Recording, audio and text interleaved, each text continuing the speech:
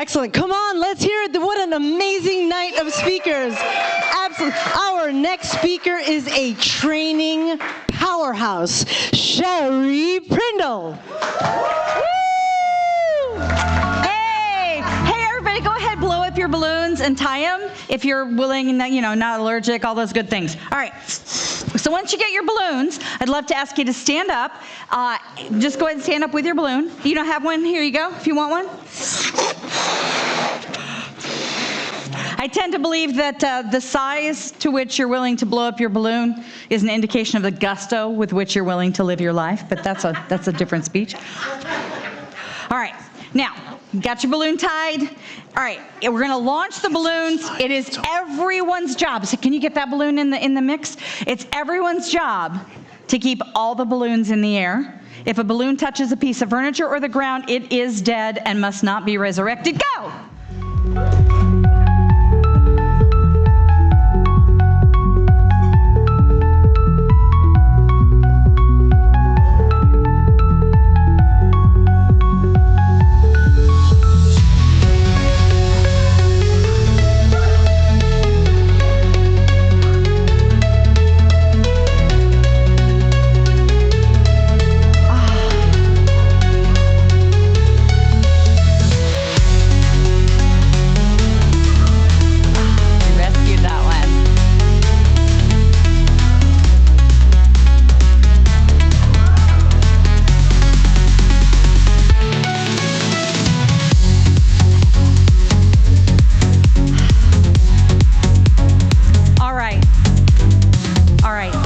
Let's stop this. I need you to explain yourselves. We started out with about a dozen balloons and we only had 3 left. What happened? What happened? Well, they were excited. The balloons or the people? They were excited, she says. Tell me what happened. What happened? We did our best, and that's what happened. We did our best, and that's what happened. Okay. Anybody else have a better explanation than that? Yes, thank you. We didn't have a plan in place for what to do, so a whole bunch of things went off the rails. Okay. All right. So, yes, go ahead. I've got another one. The fun was more important than keeping the balloons. The fun was more important than keeping the balloons in the air. In fact, that was probably pretty fun until I interrupted you and asked you what happened. It was my fault. Oh, I like it. So as we think about something like this and compare it to things that go on in life, I'd like you to imagine a continuum that goes from things over here that you have 0 control over, things over here that you have full control over. On this continuum, where would you say your control over these balloons kind of falls? Towards the middle, maybe a little bit more towards which one? Control, no control? No. Maybe a little closer to no control. Now, these ideas that you started to kind of bring up, could they increase like where this thing falls on the continuum? Do you think there's really much of anything we could do to move the balloons all the way up here to full control continuum? Really, it's interesting because I've tried lots of the ideas that everyone comes up with. The result is pretty much the same. Within about a minute and a half, we've got just a couple of balloons left, right? So I would like you now to go ahead and relate this to life. Think about all the different kinds of things that you tell yourself, I need to do, I ought to do, I should do, I've got to do. And think about them on this continuum. Because when you say, I should, I need to, I ought to, then there's really no sense of what's the reality here. Like, just like with the balloons, we're batting the balloons in the air. We're just having fun. We're just playing until all of a sudden I'm coming in holding you accountable for controlling this thing. You're holding yourself accountable for controlling all kinds of things that you may or may not control any more than you're able to control the balloon. So I would actually love for you to just think about that. Think about the things that you tell yourself, I've got to do, I need to do, I must do, I have to do. Kind of think about in reality where they belong on the continuum. And let me have you shout out, I'll repeat them. Let me have you shout out a few of the things that you say that about. I've got to do, I have to do. Cat. I have to feed the cat. Exercise. I have to exercise. I must, I have to, I need to, what else? Make more money. I need to make more money. Put gas in the car. I got to put gas in the car. I need to get some sleep.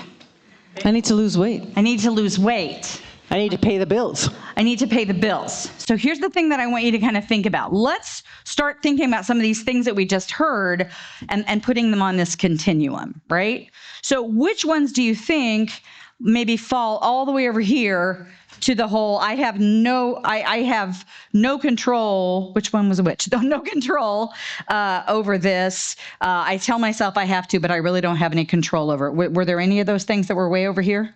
Like which ones? It doesn't necessarily have to be one of the ones that you said. Something that you tell yourself you have to do, but you really don't have necessarily full control over whether you can actually do that or not. Yeah, I need to get to work on time. Getting to work on time in Seattle traffic. There's a good one, right? The whole dieting thing, you have control over part of that, but part of that's a bunch of stuff that's kind of out. And then as we start moving here, towards the middle, most of the things you mentioned were probably in the middle. What about over here? Of some of the things that you said, which of these do you feel like you had more control over? Feeding the cat. Taking out the garbage, feeding the cat, right? Getting to bed. Getting to bed. So now I want to go in a little bit of a different direction, same concept, but I want you to now think of these things. You tell yourself, I've got to, I have to, I need to, I must. What I want to do now is start telling ourselves the truth. Because we were having fun with some balloons. It was just life. Like we were right here in reality until some joker has to come in and say what went wrong. And now all of a sudden we start going, wait a minute, should we have been able to keep the balloons in the air? And all of a sudden we have kind of a new belief system that's starting to form around this chore of doing the balloons, just like we have a belief system around these shoulds and these musts. So I'd like you to think of your have to, got to, need to, should, musts. And I want to have you ask yourself this question. Given that everything has consequences, actions always have consequences, is it possible not to? Like as you look at each of those things that we said, some of the things that we didn't say, given that there will always be consequences that you'll have to deal with, right? Given that there are consequences, is it possible not to feed the cat? Yes. Yeah. Okay, given that there will be consequences, is it possible not to exercise? Yes. Given that there will be consequences, is it possible not to go out, have a job, earn money? Right? So as you start thinking about this, now I want you to really ask the hard question, which is there really anything that you have to, must, need to, got to do? And if so, what might it be? Breathe. Breathe. So if I stop breathing, then I'm going to pass out and my body's going to pick it up and start breathing unconsciously. So I don't know, is that a have to? It's kind of in a gray area. Absolutely. What's something that's not in a gray area at all? Water. Drinking water. Yeah, I drink water. Consequences, I die. It's absolutely possible not to drink water. But what isn't possible not to do? Like die, live, die. That's about all there is. So the fact is, all these messages that we're getting, like what happened with the balloons, we get these messages from other people, from other places. I just want to encourage us to tell ourselves the truth.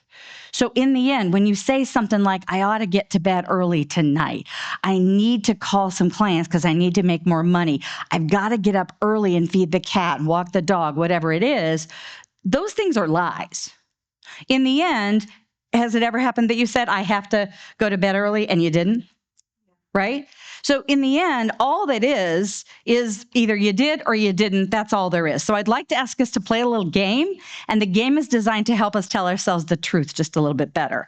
The game is the words have to, got to, need to, should, must, mostly should, are words that we use to deceive ourselves into believing we have control over things that we don't have control over, which does what? Makes us feel, go just crazy, right? Stress. So instead, what I'd love to do is from now on, as you hear these words, especially if you hear yourself say these words, all of these words mean is. Like it either is or it isn't, because we've just established that's all. So I'm just going to practice. I'm going to ask you some questions. I'm going to use have to, got to, need to, ought to, must, should. I'm going to ask you to answer them as if those words all mean what? Is. All right? So here we go. Do you have to be here right now? No. Yes. Why? Because you are. So therefore you must be here. You are here. You have to be here. If you weren't here, let me ask you, are there other people who are not here that ought to be here? No. Why? They're not Because they're not here. Excellent. Hey, should it be warmer outside right now?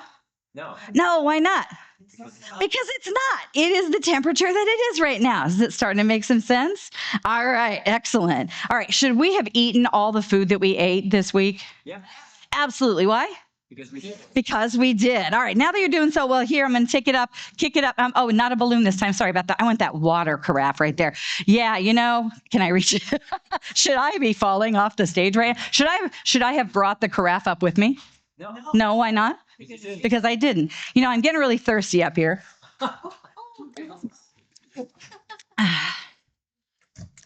So where should the carafe of water be? Wait. You're telling me the carafe of water should be on the stage? Yeah. That's crazy. No, it shouldn't. You don't put water on the ground like this. You know what can happen, right? I'm probably going to kick it over. There's all kind of electronics. There's going to be all kinds of shorts and explosions. I mean, that's crazy. There's germs down there. Like, we just don't, like, what do we do? Humans, I get down on my hands and knees and lap the water up like your cat. I mean, that's crazy. The carafe needs to be on the table. It should not be on the floor. It's got to be on the table. No. Do I look pretty ridiculous up here right now? Have you gotten the aha that every single one of us, every single day, has this exact same ridiculous situation? Because I tell myself, I've got to get up early because I got to get to the work, and I've got to get this done, and I'm going to get late. Whoa. Stop. You know what? By standing over here demanding that the water shouldn't be on the floor, it should be on the table, does it get the water on the table? Wait, you mean you're telling me that by demanding the world be different than it is, I can't actually make the world any different than it is? No. I want to invite, as I say, let's tell the truth to ourselves, that every time you use those words, almost every time that you use the words have to, when you got to, should, must, when kind of speaking to yourself about some future event, then what you're really doing is demanding that the world be different than it is, when demanding the world be different than it is doesn't make it different than it is. So if this was helpful, if it really worked, then I wouldn't suggest that you stop doing it. So you saw it didn't work for me, but let's see if it worked for you. Let me just have you point to the water and say, water, get up off the floor and onto the table. Ready? Water, get up. All right, it didn't work for you either, right? So what does this mean? It means that nobody here controls the universe by demanding that the world be different than it is. Now, the water is still on the floor, and tell me who here that's bothering you immensely. Like, this, is she going to pick up this water? Come on, be honest. Awesome, love that. Excellent.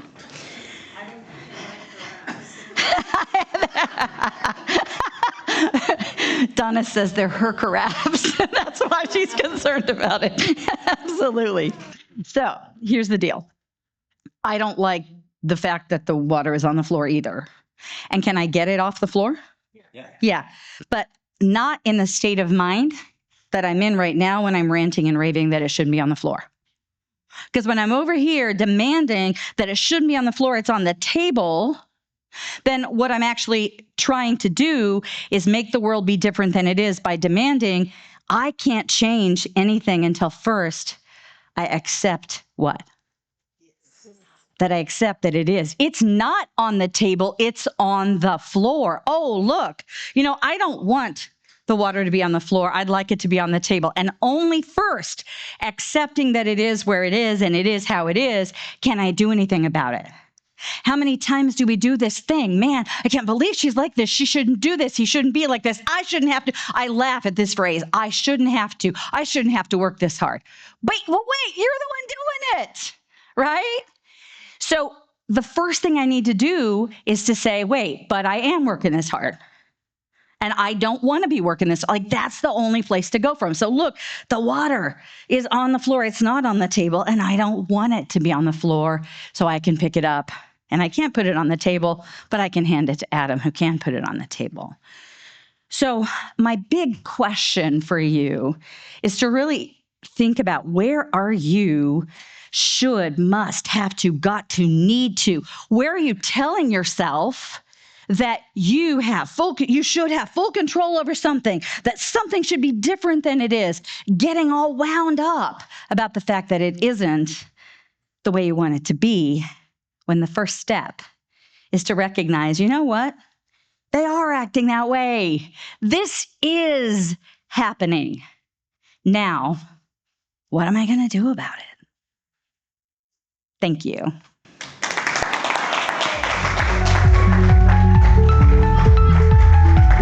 I'll find your lid, Donna. Is it? Let's hear it again for Sherry Prindle. Amazing. Amazing. Thank you so much. How much time do we have? 4 minutes. 4 minutes. 4 whole minutes. Would you like some feedback from the audience? Sure. Fabulous. I applaud you Oop. for recognizing. Check your mic. Check the mic, please. Oh, okay. I applaud you for recognizing what it is that you want to happen. So, because recently in my own life, I've decided that it isn't that I should do it, it's that I want the change. So thank you for making that so clear. That was beautifully done. Thank you. Thank you. Just really quick, you threw those balloons up in the air, and I'm like, oh my God, thank you so much. Photographer loves this. These are going to be like the greatest shots, and yeah, that's all I got to say. Thank you, photographer. Photographer love. Somebody else? You are a force of nature. You know your message, you command the stage, you interact with your audience, you have great eye contact. I had the pleasure of hanging out with you off the stage a couple of times. I know that you also have great warmth and softness. So I just encourage you to mix the two, or to go back and forth. For instance, you were mad at the beginning and took us by surprise, but then it took a long time for that edge to kind of go away. And if you mindfully add this, what I'm seeing right now, it will help us reset. Thank you. Good, good. I know you mentioned the water shouldn't be on stage.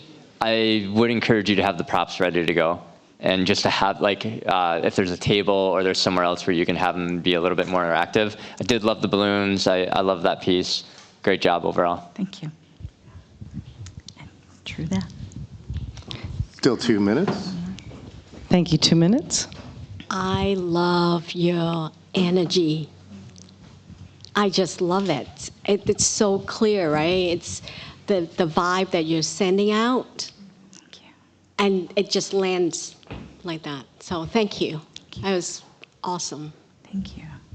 Love the compassion piece. That's good. Thank you. I loved your power pose. You don't see that from women speakers, and it's just like, yeah, you command the stage. Thank you. You are a rock star. This was truly a masterclass in, you were talking about being vulnerable, something that is happening to everyone all the time, and also having us confront the audacity, but also the insanity, right? Both things. And that was I just enjoyed every single minute of it. Thank you so very much. Do we have any other feedback from the crowd? Seeing none, let us get on our feet and celebrate this training powerhouse, Sherry Prindle.